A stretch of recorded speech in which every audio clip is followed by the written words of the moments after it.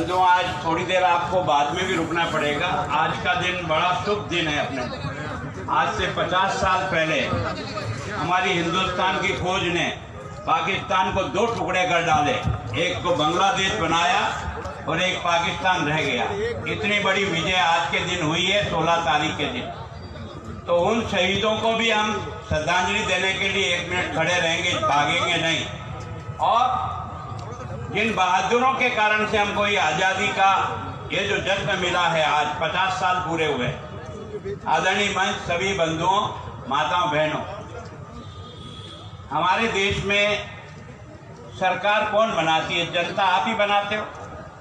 मैं गुलाब चंद कटारिया यहाँ खड़ा हूँ, विधानसभा में प्रतिपक्ष का नेता हूँ या विधायक हूँ। अभी फूल जी बोले इनको भी भेजा किसने? आपने ही भेजा ना। किससे भेजा? वोट की पेटी से भेजा है।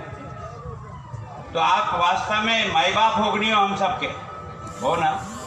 तो मैं आज आप सब माई बाप से प्रार्थना कर रहा हूँ कि अपने देश में राज जनता का है, नेता का नहीं, पार्टी का नहीं। इस बात को अच्छी तरह से समझो। ये नेता भले कितने भाषण ठोके, राज इनका नहीं है। राज किसका है? जनता का, आपका। ये राज के असली मालिक आप हो, लेकिन आपको थोड़ा समझना पड़ेगा इस वोट की, इस तमाशे को।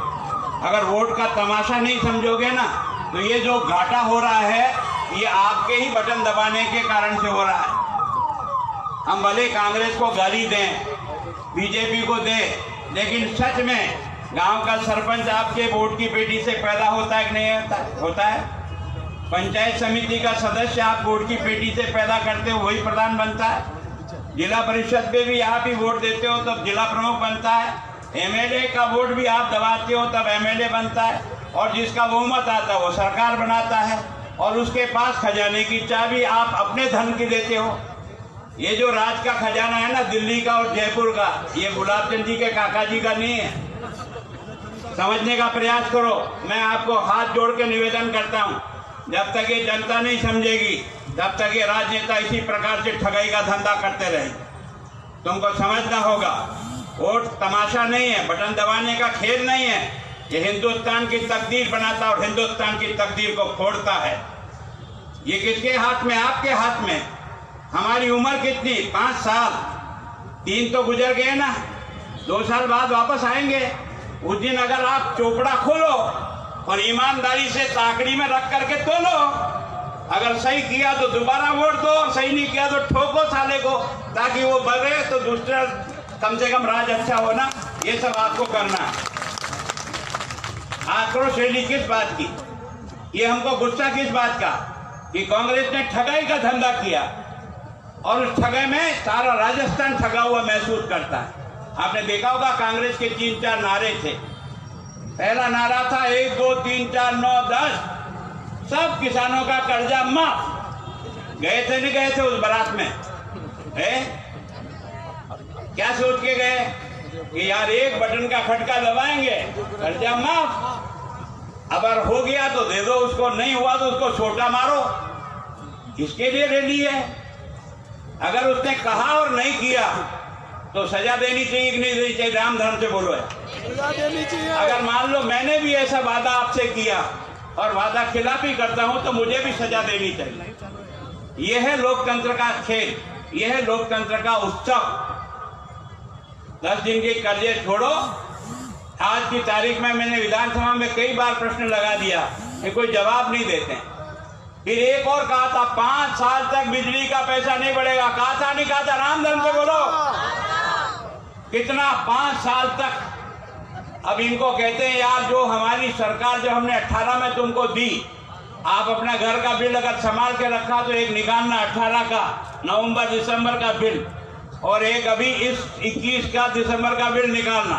दोनों बिल को एक आंख से देखना, तुम्हें समझ में आ जाएगा कि ठगाई हुई कि नहीं हुई। अरे वसुंधरा जी को धन्यवाद देना चाहिए। उसने 50 यूनिट तक जो गरीब जलाता है, ये पहली महिला है जिसने ये कहा था कि 50 यूनिट तक जो गरीब जलाता है, एक लट्टू है और एक पंखा है, उसके 50, उसका कोई पैसा नहीं लगेगा। कहा था ना? कहा था। क्यों? क्योंकि गरीब बड़ी मुश्किल से गृहस्थी चलाता है।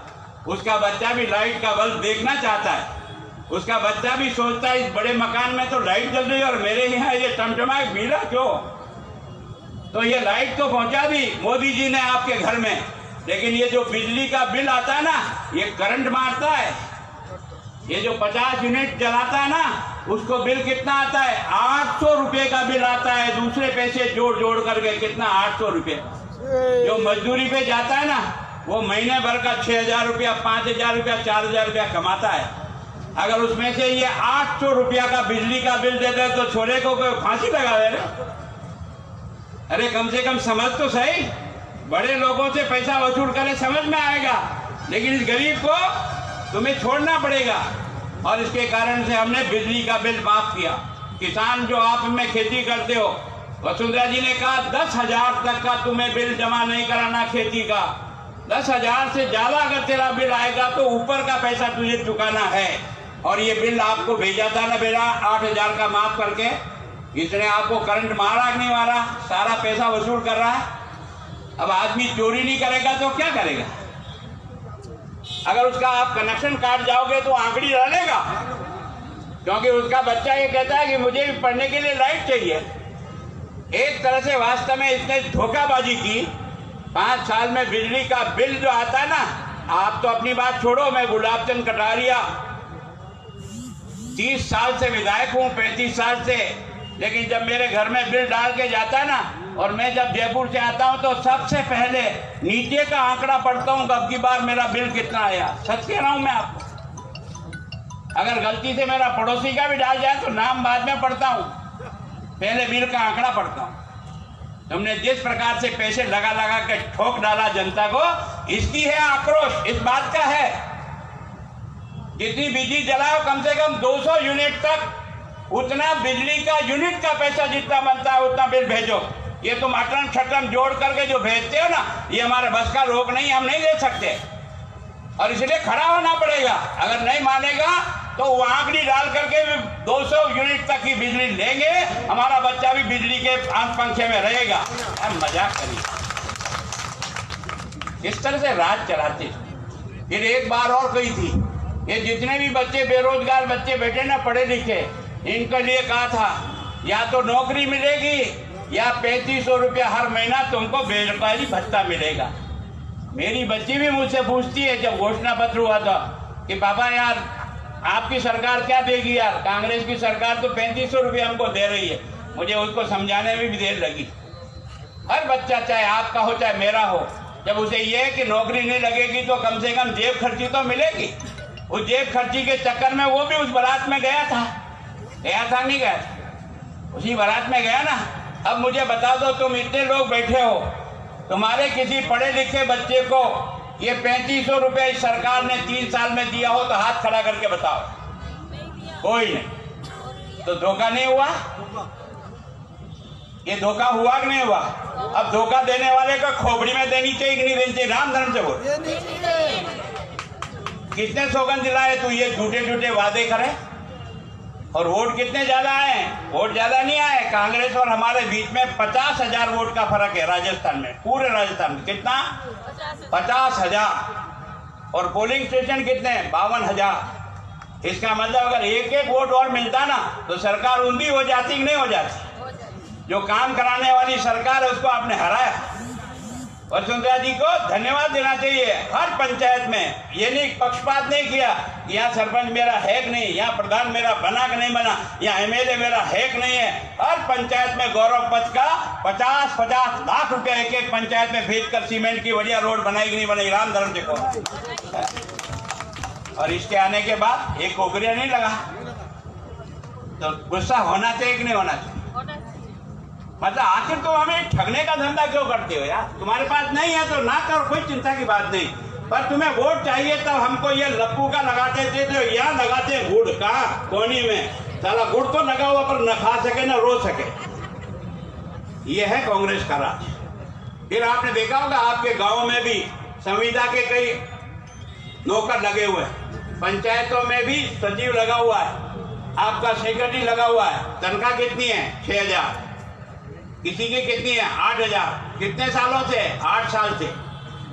इन्होंने चुनाव के दिनों में कहा था सब बच्चों को हम जो संविदा पर है उनको पक्की नौकरी देंगे। कहा था नहीं कहा था? रामधन से बताओ, पक्की नौकरी देंगे। और पक्की नौकरी नहीं दे करके पहले ही दिन पक्की नौकरी का झांसा दे करके बीडी कल्ला की अध्यक्षता में इन संविदा के सभी लोगों को नौकरी पक्की करने की कमेटी बना दी। वो कमेटी 3 साल से सोच ही रही है अभी तक। और अभी आपने कल सुना, आज ही अखबार में पढ़ा होगा कि अब कुछ नियम बना रहे हैं। अब बना ले कब? जब मौत आने ही रहेगा। अब ये नियम बना के क्या करेंगे? आपको नौकरी नहीं देंगे, आपको चुनाव के दिनों में फिर यहाँ गुट लगा देंगे, अब पक्की नौकरी दे रहे हैं, अब पक्की नौकरी दे रहे हैं। तो एक बार नहीं 2-2 बार गई। आक्रोश इस बात की है, हमें गुस्सा है तो इस बात का है। और ये जो राज का खजाना है ना, जो आपने हमको दिया और उनको भी दिया, हमको भी आपका ही खजाना है। हमने कोई ऊपर से तो नहीं पटका, हमारे यहाँ कोई लक्ष्मी ऊपर से आकर के बरखा तो नहीं कर गई। अगर वसुंधरा जी और भैरव सिंह जी गांव में विकास का इतना पैसा आपके बजट में से लगाकर आपके गांव में विकास कर सकते हैं, स्कूल के कमरे बना सकते हैं, पानी ला सकते हैं, तो ये क्यों नहीं लाते? तो देश के प्रधानमंत्री जो 54 साल तक कांग्रेस के अनाज रहा, कितने साल तक? 50 और 4। ये खजाने की चाबी किसके पास थी? दिल्ली की, कांग्रेस के हाथ में। और मोदी जी के हाथ में कितने साल की? 7 साल की। और अटल जी की और मान ले तो 6 साल, वो 13 साल। हमारे पास 13 साल का काम रहा, खजाने की चाबी आपने दी। और इनके पास 54 साल का रहा। अरे जो गांव में डामर की सड़क चढ़ी ना, गांव एक गांव और टूकर पर आज की जो सड़कें दिखती है, इस सड़क को देने वाला अटल बिहारी वाजपेयी है कि नहीं है बताओ? मगरे में सड़क चढ़ी है, इसका पैसा कितने भेजा? दिल्ली से प्रधानमंत्री सड़क योजना। तुमने 54 साल तक एक कोकरिया नहीं लगाया गांव में, एक कोकरिया। दोनों के बीच में अंतर समझने की कोशिश करो। तुम्हारी 7 साल के राज में 12 करोड़ लोगों को शौचालय घर में बना के दिया, तो कितने दिया? मोदी जी ने दिया कि नहीं दिया? पैसा तो तुम्हारा ही है, पैसा हमारा नहीं है। ये पैसा उनके पास भी था 54 साल तक, पर वो तुम्हारे घर में लैट्रिन बना के नहीं दिया। क्यों? क्योंकि ये चाय बेचने वाला बच्चा जब देश का प्रधानमंत्री बनता है ना, तो उसकी माँ बहन की इज्जत भी उतनी लगती किसी राजा महाराजा की पत्नी से लगती। समझ में आता है? मैं भी आपके एरिया में कई सालों से घूमता हूँ। जब कभी भी शाम का समय होता है या बारिश के दिनों में खेत तो बंद हो जाते हैं, लेट्रिन जाने कहाँ आना पड़ता है? सड़क के कोरे आना पड़ता है नहीं? और सड़क के कोरे जब आप अंधेरा होने लगता तो इंतजार करते हो कब अंधेरा हो तब लेट्रिन जाए। भले आपकी 4 बजे इच्छा हो रही तो नहीं जाते हो, क्योंकि थोड़ा अंधेरा हो जाए। और जैसे ही अंधेरा होता है आप बैठते हो ना, और गुलाब चंद जी की मोटरसाइकिल की लाइट दूर से दिखती है, आप खड़े होते कि नहीं होता? ये बैठते हो, फिर थोड़ी देर बाद में ट्रैक्टर वाला आता है, फिर खड़े होते हो। ये पीड़ा किसको समझ में आई? उस गरीब के बेटे को समझ में आई कि आखिर मेरी ये माँ बहन भी सम्मान के साथ जिंदा रहे। इसलिए आपको 12 करोड़ लोगों को, एक तो नहीं 12 करोड़ लोगों के घर में शौचालय बनाने का 12 हजार रुपया भेजा। समझ में आता है? खजाना वही, हमने पैसा भेजा, उन्होंने मजे मारे। आपको समझ में आता है? ये जो प्रधानमंत्री है ना, इतने बड़ा कमाल किया, और विशेष करके गरीब के लिए किया। ये छोटे छोटे लोगों के लिए किया ना, वो गरीब के लिए किया उस आदमी ने। आपने देखा होगा, आपको सबको जनधन के खाते खुलाए, खाते खोलो खुलाया। ये खाते क्यों खुलाया? क्योंकि पहले नरेगा की जो मजदूरी करती ना मोहनी, तारे कतरा दंड दिया 20 ले, तारे रुपया कतरा दिया 2000। ये 2000 में 1800 तो तू ले जाए, 200 में उदयपुर में आया ना, थेलो ले जाते थे नहीं ले जाते थे। ये देश का पहला प्रधानमंत्री है जिसने कहा गरीब की मेहनत का पैसा गरीब को मिलना चाहिए, और इसलिए सीधा खाते में। आज कोई कट मारता है क्या? आज कोई कट नहीं मार सकता है। इन चोरों को बाहर, भ्रष्टाचारियों को अगर निकालने का काम किया तो नरेंद्र मोदी ने किया, और कांग्रेस ने लूटने का काम किया। ये जो कांग्रेस का नेता कहते हैं ना अच्छे दिन कब आएंगे, क्योंकि बिना मेहनत के कटिंगे मारते थे ना। मेहनत तो कोई करे और मजे कोई लूटे, इस आदमी ने बाहर निकालते थे। पहले भी मकान बनते थे प्रधानमंत्री आवास योजना की तरह से, इंदिरा आवास योजना। क्या आता था पहले? एक पंचायत में 5 या 7 साल भर के 5 और 7, पहले तो वो नंबर ही नहीं आता। पर इस आदमी ने कहा कोई नंबर की जरूरत नहीं है, मेरे पास आंकड़े मौजूद हैं, कौन गरीब है मैं उसको ही भेजूंगा। एक एक पंचायत में आज की तारीख में 500 से लेकर 700 पक्के मकान बने कि नहीं बने? राम धर्म से बोलो बने। इस आदमी ने पैसा कहाँ दिया? आपके जनधन के खाते में दिया 1,40,000 रुपया। जो 1,40,000 रुपया देकर के आपको कहता है मजदूरी और मेहनत करो, अच्छा मकान बनाओ, जेब से और लगा सकते हो तो बढ़िया कमरे बनाओ। ये है कांग्रेस और बीजेपी में फर्क करो। आपको जब तक ये समझ में नहीं आएगा ना, ये बीजेपी, इस कांग्रेस को मैं 3 साल से राजस्थान की विधानसभा में बराबर देख रहा हूँ। 3 बजट पेश किए इसने राजस्थान का, 19, 20, 21, 22। ये 22 का बजट अभी मार्च 31 को खत्म हो जाएगा। 3 बजट, इस 3 बजट में इसने जो घोषणा की और जो बजट में लिखा उसकी पालना नहीं हुई है। मैं आपको उदयपुर का उदाहरण बताता हूँ कि जयसमंद से पानी, बड़ी पाइप ला करके पानी देंगे, 251 करोड़ रुपया स्वीकृत किया 20-21 के बजट में, 1 फुट की कोड़ी नहीं है। 50 करोड़ रुपया पहले इन्होंने 19-20 में कहा ट्रैफिक व्यवस्था सुधारने के लिए, जमीन पर 1 पैसा नहीं आया। अभी 20-21 में जो अभी रवि जी कह रहे थे 140 करोड़ रुपया, पैसा किसका है? यूआईटी का। और नाम कौन कर रहा है? राजस्थान का मुख्यमंत्री अपने बजट में पढ़ रहा है। कमाल हुआ रे यार, आज दिन तक तो कभी नहीं हुआ और उनमें से एक काम भी यहाँ शुरू नहीं हुआ। 3 बजट पेश किया, एक काम शुरू नहीं किया। मैं दावत देता हूँ इनको कि तुम अपने इस उदयपुर डिवीजन में कोई ऐसा काम बता दो जो 5 करोड़ से ज्यादा का तुमने इन 3 बजट में घोषणा की हो और वो पूरा हो गया, उस काम का नाम बता दे मुझे। केवल और केवल लूटखोरी के धंधे करते हो, आपस में लड़ मरते हो। एक इस होटल में बंद हो जाता है, एक उस होटल में बंद है। मेरे कहने से गए थे ना होटल में, क्यों गए तुम? एक मुख्यमंत्री इस होटल में और पायलट साहब इस होटल में, किस लिए? लड्डू खाने गए थे। जो राजस्थान का मुख्यमंत्री पायलट के लिए कहता है नाजोगा है, क्या शब्दों का प्रयोग किया? नाकाबिल, नाजोगा, अंग्रेजी बोलता है, बढ़िया कपड़े पहनता है। अरे इसने अगर मेहनत नहीं की होती ना, तुम इससे पहले कितने रह गए थे? 21। कितने रह गए थे राजस्थान की विधानसभा में? 21। इस आदमी के मेहनत के कारण से तुम सरकार बनाने के नजदीक जो पहुंचे ना, उसमें इस आदमी का योगदान था, पर तूने मक्खी की तरह से निकाल के फेंक दिया। इसके कारण से तुम्हारा झगड़ा शुरू हुआ, तो समझ में नहीं आता। और दोनों लड़ रहे हैं, इसलिए हमारा सब काम सफर कर रहा है। सरकार नाम की कोई चीज चली नहीं रही क्योंकि दोनों लड़ने में मस्त हो गए। इस सरकार की ये दुर्गति हो रही है। और वास्तव में कांग्रेस और बीजेपी में फर्क करो, आप समझने की कोशिश करो। कांग्रेस में तो भ्रष्टाचार की जननी है।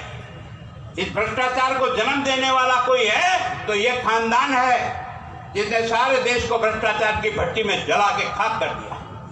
आपको पता होगा कि 12-13 में हम सब लोगों ने 2G घोटाला हुआ, 2,73,000 करोड़ का खा गए। कोई बोपोर्ट में खा जाता है, कोई पनडुब्बी में खा जाता है, और लालू भाई घास खा करके जेल चले गए। है नहीं है?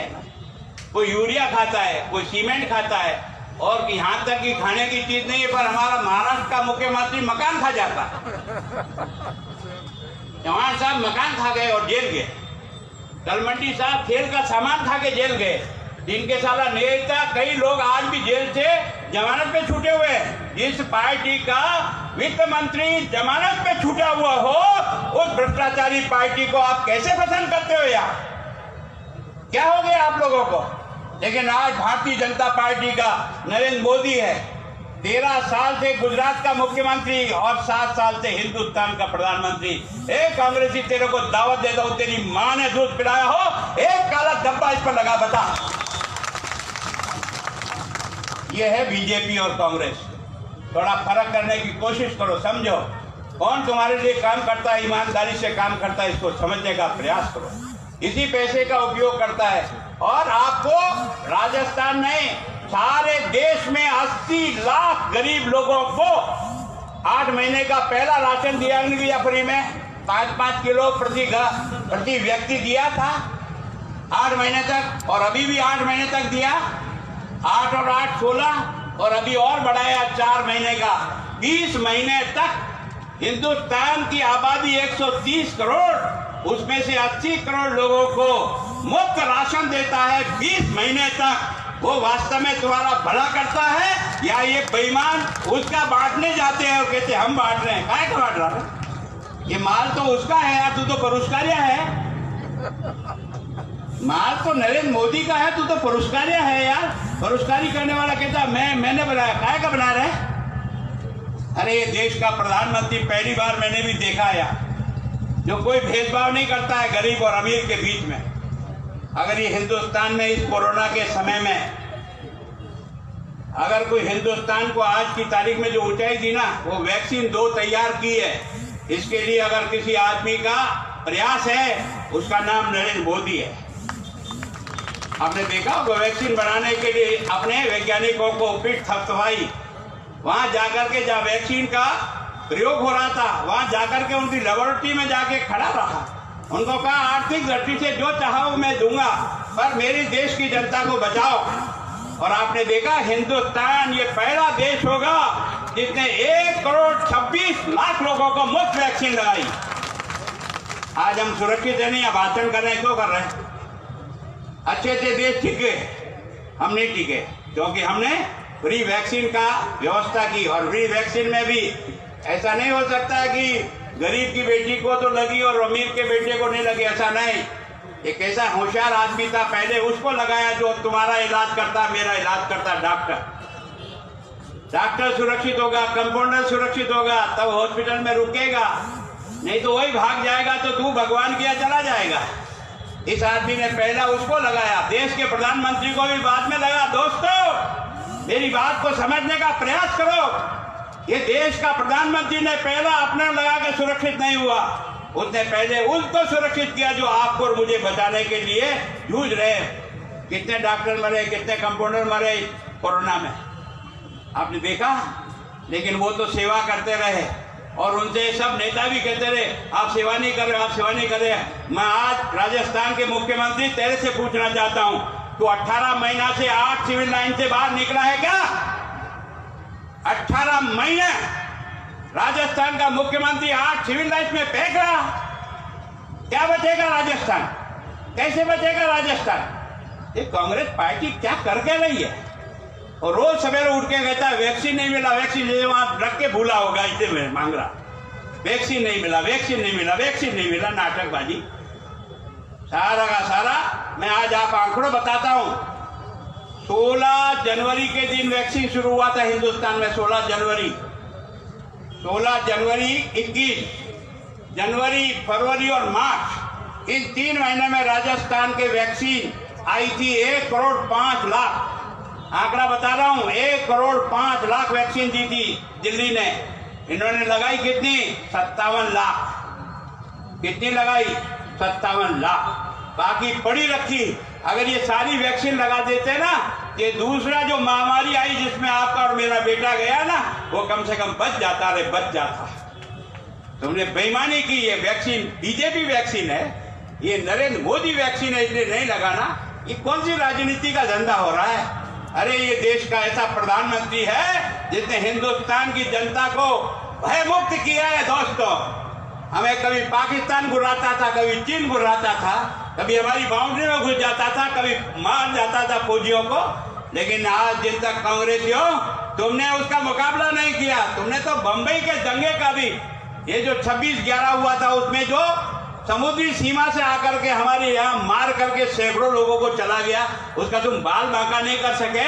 पर ये देश का प्रधानमंत्री है जिसने केवल 8 फौजियों को रात को मार के गया था, पाकिस्तान का आदमी, 8 फौजियों को। और यही रावत साहब जो अभी दिवंगत हो गए, दोनों ने मिलकर कहा सालों को अंदर जाके मार के आओ, और ढेर करके आया कि नहीं आया? अगर देश को ताकतवर बनाना है ना, तो फौज को ताकतवर बनाओ। पहले तुम फौज को गाजर मूली की तरह से कटवा देते थे। कश्मीर में बाटा फेंकने वाला बाटा फेंक जाता था, आए दिन कश्मीर में हमारा बच्चा मर जाता था, रोज समाचार आता था आज इसका बेटा गया, आज इसका बेटा गया। लेकिन हिंदुस्तान के इस प्रधानमंत्री ने अपनी फौज को कहा चला के गोली मत मारना, लेकिन अगर सामने वाला एक मारे तो 10 ठोकना। मैं नरेंद्र मोदी तुम्हारी पीठ पे बैठा हूं, याद। और उसके बाद फौज के हाथ खुल गए कि नहीं खुल गए? अगर कभी आए भी सही ना तो सालों को धमाका मारा। और आपने देखा होगा वो जो पुलवामा हुआ था, पुलवामा में हमारे 40 फौजियां टुकड़े टुकड़े हो गए। आपने और हमने सबने वो दृश्य टीवी पे देखा था। एक सिरकरा यानी पाकिस्तान का दलाल और पाकिस्तान का व्यक्ति हिंदुस्तान की फौज में हिंदुस्तान की सीमा में आकर के किसी घर में रुका हुआ था, आईडी देकर के, और उसने बचेड़ा मारा और 40 फौजियों को टुकड़े टुकड़े कर दिया। जब आपने चादरे में ले जाते हुए उनकी बॉडी देखी ना, आपका हमारा हाथ पैर कांप गए।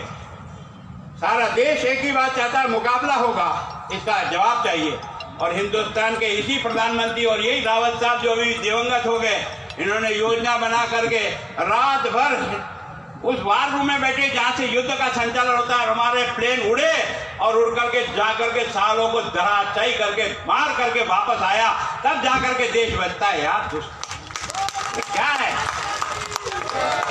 अभी चीन आपके बाद में देखा ना, चीन इधर भेटी मार रहा, पाकिस्तान इधर भेटी मार रहा है, और बब्बू कह रहा है क्या हुआ क्या हुआ, जाके देख रहा था ना क्या हुआ, क्या हुआ, क्या बोलता है, किस भाषा में प्रयोग करता है। ये तुम्हारी पार्टी का नमूना, इस पार्टी को तुम इसके आधार पे चला लोगे? क्या तमाशा हो रहा है? इसलिए आक्रोश रैली देश के लिए है, बीजेपी के लिए नहीं। हम इस आक्रोश रैली में क्यों आए? हम बीजेपी की झंडा तोड़ने नहीं आए, हम देश को बचाने के लिए आए। इस देश को जिस प्रकार से तुम तोहिद कर रहे हो, तुम हिंदू और मुसलमान को लड़ा करके उल्लू सीधा कर रहे हो।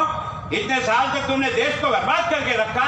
क्या राम जी आज पैदा हुए? क्या राम धर्म से बोलो यार। आप गांव में भी रहते हो तो राम का गीत गाते हो नहीं गाते? भगवान राम अयोध्या में पैदा हुआ, गाते हो? भगवान राम अयोध्या में पैदा होते, उसकी जगह बाबर ने मस्जिद बना ली। हम 550 साल तक लड़ते रहे और कांग्रेस राज करी। 65 साल तक राज किया, तो ध्यान में नहीं आया कि आखिर राम हमारी आस्था का निशान है यार। लेकिन तू नहीं बना सका। लेकिन ये देश का प्रधानमंत्री नरेंद्र मोदी ने स्वयं ने नहीं फैसला किया, फैसला तो कोर्ट ने किया। फैसला किसने किया? कोर्ट ने किया। केवल ये कहा सुनो, इनके तर्क भी सुनो, इनके कागज भी देखो। और दोनों के कागज देखने के बाद 40 दिन तक लगातार सुनवाई हुई, 40 दिन तक सुप्रीम कोर्ट की, और फिर फैसला हुआ कि ये भगवान राम का जन्म स्थान है। इसको मुसलमान ने भी स्वीकार किया। आपने देखा उस दिन लोगों को लगता था कोई दंगा हो जाएगा, नहीं, हिंदुस्तान के मुसलमान ने भी उस फैसले को स्वीकार किया और हिंदुस्तान के हिंदुओं ने भी स्वीकार किया। बिना खून खराबी का आज राम का मंदिर बनकर खड़ा हो गया। हो गया? तुम तो राम को लटकाए रखते थे ताकि वोट की खेती चलती रहे, रोड पटते रहे, आपस में लड़ते रहे और ये माथा फोड़ते रहे, तुम्हारी वोट की खेती चलती रहे। ये ऐसी पार्टी से मतलब है। इस पार्टी को समझने का प्रयास करो यार। अभी आपने कल परसों देखा ना काशी विश्वनाथ में, मैं भी गया हूँ काशी विश्वनाथ। ऐसी पतली गलियां के निकलना ही मुश्किल होता दर्शन करने, लेकिन इस आदमी ने काशी विश्वनाथ को खोल करके जिस तरह का काम किया ना, ऐतिहासिक। इसलिए ये पप्पू चिल्लाता है मैं हिंदू हूँ, मैं हिंदू हूँ। तेरे को ये सर्टिफिकेट की जरूरत क्या पड़ी रहे? ये कहने की जरूरत क्या पड़ी? तेरे काका जी को पहले कह देता ना, वो 10-20 साल पहले कह देते मैं हिंदू हूँ। मैं तुझे आज चुनौती देता हूँ, तू 3 पीढ़ी का बता देना हिसाब, तेरा, तेरे पिताजी का और पिताजी की माँ। अगर 3 पीढ़ी में तेने कभी भी हिंदू त्योहार मनाया हो, तेरे घर में तेने राखी मनाई हो, होली मनाई हो, दिवाली मनाई हो और कोई फोटो खींचा हुआ हो, तो जनता के सामने जारी कर, समझ में आएगा मैं हिंदू हूं, मैं हिंदू हूं। तो हिंदुओं को तो आपस में लड़ाने का धंधा कर रहा है। यही बात दूसरों के लिए नहीं कह सकता, नहीं, क्योंकि वो तो वोट की खेती है ना। समझने का प्रयास करो दोस्तों। अगर देश को ठीक ढंग से चलाना है ना, तो अपने मन को खोल के रखो। राजनेता तो अपने भाषण दे के चले जाएंगे, पर भगवान ने तुझे भी तो बुद्धि दी है, शांति से बैठ के सोचे ना। इन्होंने 54 साल तक राज किया, 54 साल तक। आपके गांव उंदरी में 54 साल में कितना काम हुआ, काकड़ी के चेहरे में रखो। और भारतीय जनता पार्टी का 6 और 7, 13 साल का काम एक साइड में रखो और भगवान का नाम लेकर के चेहरा उठाओ। तुम्हें लगेगा भारतीय जनता पार्टी का काम तेरे गांव में ज्यादा है, ज्यादा है। समझने का प्रयास। ये वास्तव में जिस प्रकार का हालात बना के खड़े किए ना, आज कांग्रेस से हमारा मुकाबला इसी बात का है। एक धंधा ही इन्होंने संभाल लिया है, झूठ बोलो, बार बार बोलो, जोर से बोलो। ये धंधा आपको नहीं करने। मैं तो आपको इससे आगे कह जाता हूँ, मैं तो कुछ दिन रहूंगा, चला जाऊंगा ऊपर, लेकिन मैं मुल्क के मालिक मेरी बात से सावधान हो जाए तो जब वोट डालता ना तो इस खोपड़े का उपयोग कर। ये तुझे क्या कहता है इसको कर। ये माताएं बहनें इतनी बड़ी संख्या में बैठी है। मैं जब 5-6 साल का बच्चा था, मेरी माँ हांडा लेने जाती थी, मटकी पानी ठंडा कुमार के यहाँ, तो पहले हाथ फेर के अंदर देखती थी। मैं पूछा भाई क्या कर रही है? भाई इसमें कांकरा होगा तो पानी चू जाएगा। फिर उसका मन नहीं मानता तो ऊपर यूं लेके सूरज देखती थी। उसके बाद ही मन नहीं मानता, ऊंचा करके कड़कुड़े दे के बजा के देखती। एक 50 रुपए की मटकी के लिए, 20 रुपए की मटकी के लिए कड़कुड़े बजा रहे हो रे। अरे तुम्हारे वोट की पेटी से तुम्हारा भला होगा और तुम्हारा सत्यानाश होगा। इसको डालने के पहले खोपड़ी पे हथौड़ा मारो। किसे देने में फायदा और किसे देने में फायदा नहीं है, तब तुम्हें समझ में आएगा वोट का मतलब क्या होता है। वोट समझ कर डालने की प्रयास करो। ये राजनीति का धंधा इस प्रकार का बन गया है। और पता नहीं, जो पार्टी बड़ी पार्टी थी, अब घुसते घुसते कोने में घुस गई ना घुस गई। यही पार्टी थी, आपके पिताजी ने, मेरे पिताजी ने इसी कांग्रेस को वोट दिया। हमें भी बचपन में इसी कांग्रेस का झंडा लेकर के हम भी जुलूस निकालते थे, इसी कांग्रेस का जयवार करते थे। लेकिन धीरे धीरे इन भ्रष्टाचारियों ने सारे देश को बेच खाया। इसके कारण से भारतीय जनता पार्टी, जिसका नेता अटल बिहारी वाजपेयी है, इतने साल तक राज किया। यार दोस्तों, मैं आपको उदाहरण दे रहा हूँ। हिंदुस्तान के पार्लियामेंट में वोट का डिवीजन हुआ और वोट के डिवीजन में वोट की मशीन से एक वोट बीजेपी को कम मिला। एक कितना? एक वोट कम मिला और वो नहीं किया। दोबारा वापस देखो, मशीन कहीं गड़बड़ तो नहीं होगी? नहीं, एक वोट का मेरे अपना त्याग पत्र लिखकर राष्ट्रपति के घर चला गया कि मैं सरकार को छोड़ता हूं। ये बीजेपी है। बीजेपी का नेता लाल कृष्ण आडवाणी है, जिसके ऊपर एक आरोप लगा हर्षद का कि हर्षद के चंदे की रसीद में एक नाम आडवाणी का भी लिखा हुआ, जिसमें 2 लाख रुपए दिए उनको। ये आरोप लगा था। आडवाणी जी लोकसभा में खड़े हुए और कहा कि मैं आज लोकसभा छोड़ रहा हूं, जब तक निर्दोष साबित नहीं होगा तब तक वापस सीढ़ी नहीं चढ़ूंगा। इसको कहते हैं बीजेपी। हम किसी उद्देश्य को लेकर के इस पार्टी के साथ जुड़े हैं दोस्तों। हम कुछ जनता का भला करने के लिए इस पार्टी में आए हैं। हम इतनी मेहनत कर रहे हैं। आज जैसा आपने कहा कि वही फूल जी ने कहा, इस पेरीफेरी में सारा पैसा कमाकर यूआईटी को पेरीफेरी देता है और उसका 1 कौड़ी का पैसा नहीं लगता। ये कहाँ का न्याय है? जिन पंचायतों की जमीनें बेच करके आप लाखों करोड़ रुपया कमा रहे हो, उन पंचायतों में नाली नहीं बन सकती, उसमें सड़क नहीं बन सकती, तो क्या करें? और इसलिए गुस्सा होना स्वाभाविक। और इस सरकार ने महिलाओं के प्रति अत्याचार में तो सीमाएं लांघ दी। शर्म आती है, जब पढ़ते हैं तो ऐसा लगता है माथा झुक गया। अरे 5 साल की बच्ची के साथ इस देश में रेप होता है और 5 बच्चे पार्टी का एक टोपी दिलाओ तो बच्ची आपके साथ हो जाएगी। टोपी दिलाने वाला आदमी ले जाता है, रेप करता है और गला दाब के मार देता है। ऐसे हत्यारों को 2-3 महीने में सजा ठोको ना यार, क्या देख रहे हो? कानून सख्त बनाओ। और दुर्भाग्य है, राजस्थान के स्कूलों में 5वीं की पढ़ने वाली बच्ची, 6वीं की पढ़ने वाली बच्ची को मार साहब रेप करते हैं। आपको और मुझे सुनकर शर्म नहीं आती? अरे राजस्थान हिंदुस्तान में बलात्कार की दृष्टि से सारे हिंदुस्तान में नंबर 1 का राज्य बन गया दोस्तों। नंबर 1 का राज्य। ए माता बहनों, अगर अपनी बहन बेटी की इज्जत बचाना चाहते हो तो इन दुष्टों से मुकाबला करो। क्या तमाशा कर रहे हैं तुम लोगों ने? अरे थाने में रेप हो जाता है, थाने में किसी बच्ची को ले जाते हैं किसी जुर्म में और उसके साथ थाने में रेप हो जाता है। ये क्या तमाशा है? अगर इसका जवाब देने के लिए खड़े नहीं होंगे ना तो इस जुर्म बर्दाश्त करते रह जाओगे। जुर्म बर्दाश्त मत करो। इस लोकतंत्र में राजनेताओं का नहीं है, राज जनता जनार्दन तेरा है। थोड़ा सा दिमाग में सोच और सोच करके मैदान जंग में उतर जा। अच्छे अच्छे पानी पी जाएंगे 2 दिन में। ये तो अभी लड़ाई की शुरुआत है, जरूरत पड़ेगी तो इससे आगे बढ़ेंगे और इनको भगा के मानेंगे। ये जो तुम नाटकबाजी कर रहे हो ना, क्या महंगाई खिलौती रहेगी? मैं पूछना चाहता हूँ, सबसे ज्यादा महंगा पेट्रोल कहाँ है? इस उदयपुर में है। कांग्रेस तेरा राज है ना। हमारे यहाँ पेट्रोल मिलता है 107 रुपया प्रति लीटर, इतना 107। और आपके बाजू में जो गुजरात है ना, गुजरात का हिम्मतनगर जाओगे ना तो वहाँ पेट्रोल मिलता है 95 रुपया लीटर। वो 95 रुपया लीटर, आपके यहाँ 107 रुपया लीटर, ये 12 रुपये का फर्क है रे भले आदमी। और कुछ नहीं करता तो बराबर तो कर दे रे। इसके लिए आक्रोश है, पर नहीं करेगा। और इसलिए ये तो केवल नमूना है, अभी लड़ाई बहुत बाकी। और इन भ्रष्टाचारियों को अंत करके ही छोड़ेंगे। अच्छा नहीं, सारे दफ्तर जो है ना लूटखोरी का धंधा बन गया। आज की आपकी UIT उदयपुर को देखे ना, शर्म आती है उधर किस प्रकार से लूटखोरी हो रही है। और सारी सरकार गूंगी बैठी गई। ये कलेक्टर स्वयं जहां बैठता है उसकी नाक के नीचे जिस प्रकार से पैसे का लेन देन होकर के जमीनों का काम हो रहा है, क्या इसको दिखता नहीं है? क्या दुर्भाग्य है। अगर इसका मुकाबला होगा और मुकाबला करना होगा, मैं आप सबसे प्रार्थना करता हूं, इतनी बड़ी संख्या में भी आए और आज आप महिलाओं ने हमको मात दे दिया।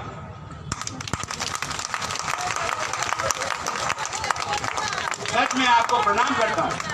और प्रणाम करता हूं इस बात के लिए कि आप लास्ट तक भी बैठे रहे, उठ के नहीं गए। मैं अपनी मन की पीड़ा कह रहा हूं। आक्रोश मुझे इस बात का है कि मैं इस सरकार को रोज 3 साल से आमने सामने भुगतता हूं। वो उधर से बोलता है, हम इधर से बोलते हैं। वो एक का जवाब नहीं देता, दादा यूं ही चला जाता है, तालियां बजाता है और निकल जाता है। एक सवाल का जवाब नहीं देता है। मंत्री से पूछे कि भाई तुम्हें आखिर ये फसल खराबा हुआ, मैंने 5 साल में फसल खराबा का मंत्री था, मैं दावे के साथ कह सकता हूं मैंने 5 साल में वसुंधरा जी के नेतृत्व में जो फसल खराबा का पैसा एक एक तहसील में करोड़ों रुपया भेजा, करोड़ों रुपया। आज की तारीख में 3 साल हो गया, एक पाई नहीं आई है किसान को, एक पाई। क्या सरकार चला रहे हो, मजाक कर रहे हो? क्या हो रहा है? पैसा तुम्हारे पास पड़ा है, पैसा भेजना नहीं जानते हो तुम, समय पर इसको हिसाब नहीं करते हो। और कब करेंगे? जब चुनाव आएंगे ना तब बांटेंगे। मैं बांट रहा हूँ, तेरे काका जी का है क्या बांट रहा? जो ऐसा तो जनता का है। इस दुर्भाग्य से निपटना होगा। और इसलिए मैं आपसे विशेष रूप से निवेदन कर रहा हूँ कि आप इसको अपनी जिम्मेदारी समझो। और जिम्मेदारी समझे, ये देश तुम्हारा भी है, हमारा भी है। इसी देश का अन्न जल खाते हो, तुम भी खाता हूँ, मैं भी खाता हूँ। इसी का श्वास लेकर के जिंदे हो, तो क्या इस देश को बचाओगे? नहीं। इन राजनेताओं के हाथे इस तरह से बिक जाने दोगे देश को? मैं सोचता हूँ नहीं। इसलिए आपसे प्रार्थना करने के लिए खड़ा हूँ। मेरी प्रार्थना है कि आपने बहुत धैर्य से मेरी बात सुनी। मेरा हिसाब से मैं भी कई रोज मीटिंगें करता हूँ, पर लोग उठते हैं, आज कोई नहीं उठा। मैं आपका बहुत प्रणाम करता हूँ। और थोड़ी देर और बैठना आप, क्योंकि आज का हमारा 50 साल हो रहा है पाकिस्तान को 2 टुकड़े करने का। अब पाकिस्तान को 8 टुकड़े और करने हैं। हिम्मत के साथ डटे रहो, अब लगेगा क्या होता है। जिस प्रकार से देश को तोड़ने वाली ताकतें बन रही है उसका इलाज होगा। इसलिए उन शहीदों को आज आप श्रद्धांजलि भी देंगे और उन बहादुरों का भी आप सम्मान करेंगे जिन्होंने अपनी जान पे खेल करके भी दुनिया का सबसे बड़ा 93,000 सैनिकों को आत्मसमर्पण अगर किसी देश ने कराया और किसी फौज ने कराया, वो हिंदुस्तान का अरोड़ा है। इसे फौज के साथ सम्मान दिया। इसलिए थोड़ा सा और लगेगा, 10 मिनट पर रुकना जरूर, चले मत जाना, बिखरना मत। धन्यवाद। दोस्तों, सीबीसी न्यूज आपके सहयोग से लगातार बढ़ता जा रहा है। स्वतंत्र पत्रकारिता का सहयोग करने के लिए आपका धन्यवाद। सबसे पहले तो जिन लोगों ने हमारे चैनल को सब्सक्राइब नहीं किया है, तो पहले सब्सक्राइब करें, जिसका कोई शुल्क नहीं लगता और बड़ा आसान है। बस नीचे दिख रहे लाल सब्सक्राइब के बटन को दबाना है और पास में दिख रहे बेल आइकन को भी दबाना है, ताकि आपको अपने सीबीसी न्यूज के हर अपडेट्स मिल सके। हमारे इंस्टाग्राम पेज और फेसबुक पेज को भी लाइक करें, फॉलो करें, वहां पर भी आपको मिलती है तरह तरह की अपडेट्स। हम पूरे राजस्थान से आपके लिए लाते हैं वो खास खबरें जो आपके लिए जरूरी है, और वो भी पूरी बेबाकी के साथ। पत्रकारिता के इस मुश्किल दौर में आपकी आवाज जिम्मेदारों तक पहुंचाना ही हमारा लक्ष्य है, और ये आपके सहयोग के बिना संभव नहीं है। हमारा सहयोग करें, स्वतंत्र पत्रकारिता में अपना योगदान दें और ज्वाइन बटन पर जाकर सदस्यता लें, चाहे सबसे छोटी सहायता के रूप में ही क्यों ना हो। जनता की बेबाक आवाज बने रहें, उसके लिए सहयोग आपको ही करना है। सब्सक्राइब करिए और ज्वाइन बटन पर क्लिक कर सदस्यता ग्रहण कीजिए।